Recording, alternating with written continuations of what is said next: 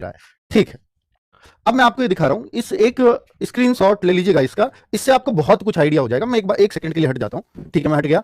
अब आप इस पे एक स्क्रीनशॉट आपने ले लिया होगा, ले लेंगे बाद में, मुझे रोक के वीडियो को, वो आपको आता है। तो भाई मैं आपको मैथ्स के भी इसमें बता रहा हूँ, रीजनिंग के भी इसमें बता रहा हूँ, और जीएस के भी, किस चैप्टर से कितने कितने क्वेश्चन आए हैं। तो ये बहुत मेहनत करके बनाया गया होगा, बहुत सारे बच्चों से बात करके बनाया गया है। इसमें मैं आपको कोई क्वेश्चन नहीं बता रहा हूँ, पर एक आइडिया दे रहा हूँ। एक तो ये है कि बच्चे को ये डाउट है कि क्या पेपर मिक्स तो नहीं आ रहा है। जी बिल्कुल भी मिक्स नहीं आ रहा है आपको। आपका मैथ्स अलग पोर्सन है, रीजनिंग अलग पोर्सन है, जीएस अलग पोर्सन है, उसमें कोई डाउट नहीं है। और मैंने आपको बताया कि अगर आपको समय की कमी पड़ती है तो आप सबसे पहले रीजनिंग करें, बीच में जीएस करें और लास्ट में मैथ करें, तो आपकी जो समय की कमी कहीं पड़ती होगी वो काफी हद तक संतुलित हो जाएगी। मान लीजिए आपको टाइम शॉर्ट पड़ता है 5-7 मिनट, तो ये 5-7 मिनट ऐसे मैनेज किए जा सकते हैं अगर इस क्रम को आप कर दो।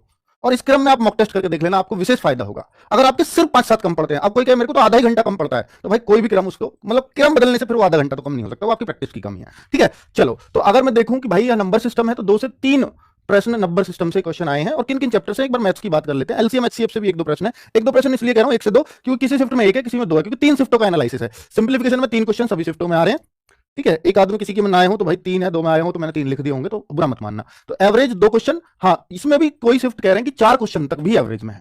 ठीक है, ratio and proportion 2 question, age से 1 क्वेश्चन, परसेंटेज से 2 से 3 प्रश्न। ऐसा हो जाता है कई बार कि एज का कोई प्रश्न उसमें एवरेज लग गया तो वो एवरेज में इसको गिन देगा, एज में, तो एवरेज के फिर उसने 3 मान लिए, एज का गिना ही नहीं। तो इस तरीके से हो जाता है कई बार, है ना। और एज वाले में तो ज्यादातर एवरेज एज के ही क्वेश्चन होते हैं।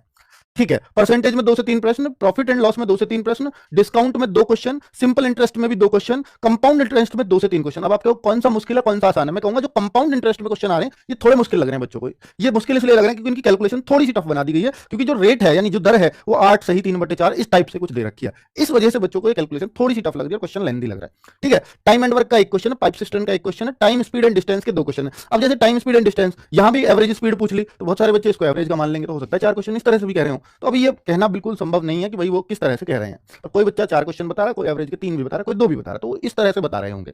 ठीक है, अब टाइम स्पीड एंड डिस्टेंस का क्वेश्चन हमेशा बच्चों को थोड़ा सा टफ लगता है, क्योंकि इस चैप्टर को ही वो टफ माने बैठा होता है, इस वजह से उसको ये टफ लगेगा। बाकी इसके क्वेश्चन टफ नहीं आ रहे हैं। ट्रेन का 1 से 2 क्वेश्चन है, कई बच्चे टाइम स्पीड एंड डिस्टेंस में 3 से 4 क्वेश्चन कह रहे हैं, उसका कारण है कि वो ट्रेन को भी इसमें ले रहे हैं। तो ठीक है, बिल्कुल फिर हो ही जाएंगे। फ्रैक्शन का 1 क्वेश्चन, कुछ बच्चे सिंप्लीफिकेशन में मान लो ज्यादा क्वेश्चन बताए तो वो फ्रैक्शन को इसमें ऐड ऑन कर रहे होंगे। 2D एंड 3D के 2 ही क्वेश्चन है। तो और अभी जो सुनने में आया, एक शिफ्ट का अगर मैं बताऊं तो